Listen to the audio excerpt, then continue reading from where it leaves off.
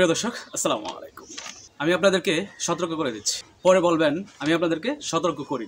আপনারা যদি নিজেদের মধ্যে ভেদাভেদ ভুলে একসাথে কাজ না করতে পারেন, কাদা ছোড়াছুরি মারামারি কাটাকাটি বন্ধ না করেন, তাহলে এই দেশ এবং জাতির এবং সার্বভৌমত্বের উপর আঘাত আসতে পারে। আমি আজকে বলে দিলাম, নাইলে আপনারা বলবেন আমি আপনাদেরকে সতর্ক করিনি। আমি আগেই আপনাদেরকে সতর্ক করে দিচ্ছি।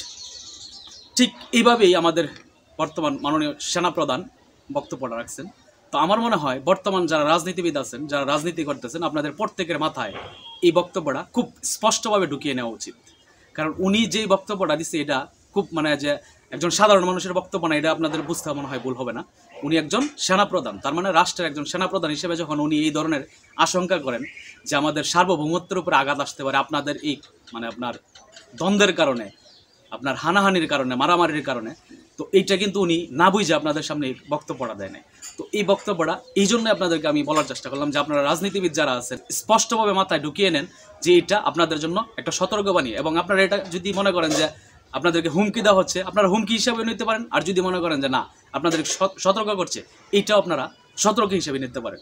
কারণ উনি আজকের যে বক্তব্যটা দিচ্ছেন এটা একদম স্পষ্ট, পানির মতো ক্লিয়ার। আমরা গত 6 মাসে এই দেশে এই আপনার স্বৈরাচার পতনের পর যেই দৃশ্যগুলো দেখছি বা যেই আপনার ঘটনাগুলো দেখতেছি, ঠিক আছে, এর চাইতে ন্যাক্কারজনক এবং দুঃখজনক ঘটনা মনে হয় আমাদের সমাজে ঘটতে পারে না। আমাদের প্রত্যেকের ভিতরে একটা আশা ছিল, আকাঙ্ক্ষা ছিল যে এই জুলাই আগস্টের পর যারা একত্রিত হয়ে এই দেশ থেকে আপনার আন্দোলন কইরা এক স্বৈরাচারকে হটাইছেন, ঠিক আছে, তারা একসাথে একত্রিত হয়ে এই দেশটাকে সামনের দিকে এগিয়ে নিয়ে যাবেন। এটা প্রত্যেকের ভিতরে একটা প্রত্যাশা ছিল। কিন্তু আপনারা এই জুলাই আগস্টের পর একে অপরের প্রতি যেভাবে কাদা ছোড়াছুরি শুরু করছেন, যেভাবে একে অপরকে মারামারি হানাহানি কাটাকাটি শুরু করছেন, সেটা আমাদের জন্য, শুধু আপনাদের জন্য না, এই জাতির জন্য একটা বড় ধরনের সমস্যা বয়ে আনতে পারে।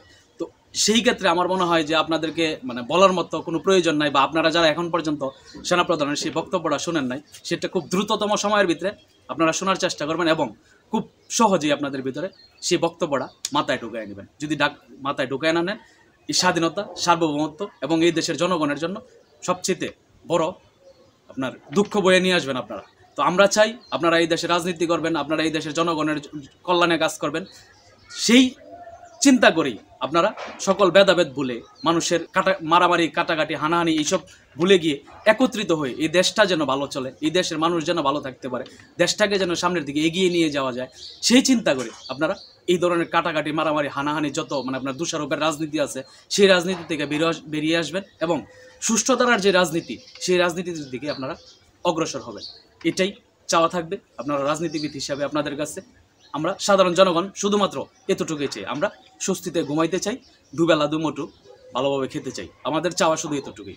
আপনারা রাজনীতি করেন, রাজনীতি আপনারা ভালো বোঝেন, কিন্তু আজকের সেনাপ্রধানের যে বক্তব্যটা, সেই বক্তব্যটা অবশ্যই গুরুত্ব সহকারে আমাদের দেশের রাজনীতিবিদ যারা আছেন তাদের মাথায় ঢুকিয়ে নেওয়া অত্যন্ত জরুরি বলে আমি মনে করি। ঠিক আছে, এই জন্য আপনাদের সামনে এই কথাগুলো বলা। তো যাই হোক, এতটুকুই বলার ছিল। ভালো থাকবেন সকলেই। আসসালামু আলাইকুম।